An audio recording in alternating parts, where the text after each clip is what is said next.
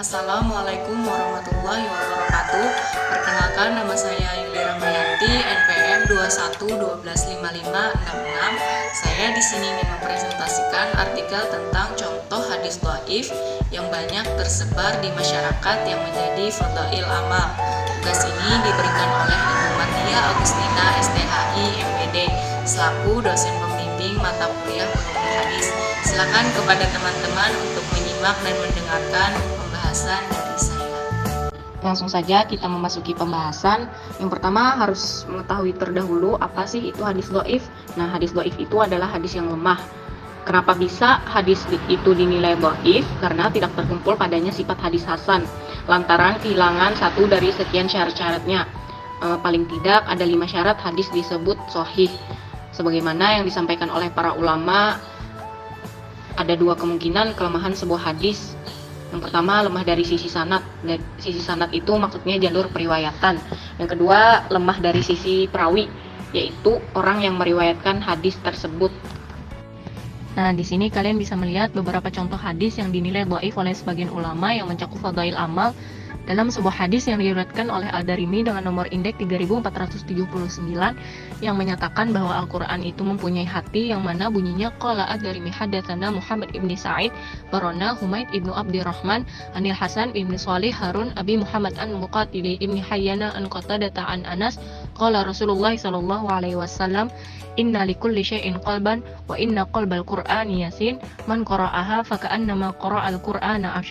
Telah menceritakan kepada kami Muhammad ibnu Sa'id, telah mengabarkan kepada kamu Humaid ibnu Abdurrahman dari Al-Hasan Qatadah dari Anas, ia berkata Rasulullah sallallahu alaihi wasallam bersabda, sesungguhnya segala sesuatu mempunyai hati, sedangkan hatinya Al-Quran adalah surat Yasin. Barang siapa membacanya maka seakan-akan ia membaca Al-Quran 10 kali.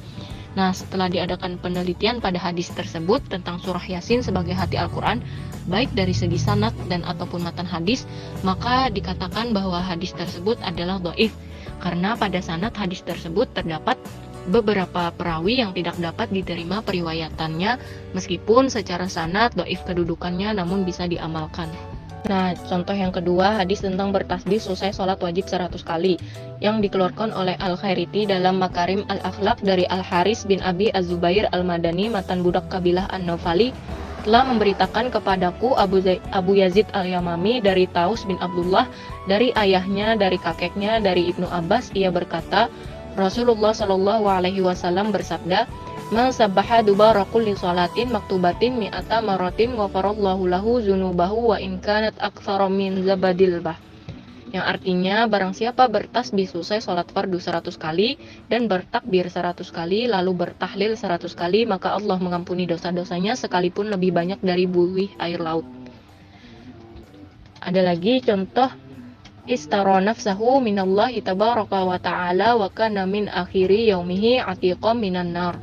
Barang siapa yang setiap pagi mengucapkan subhanallah wa bihamdi 1000 kali, berarti ia telah membeli dirinya dari Allah dan pada akhir nanti ia bebas dari api neraka.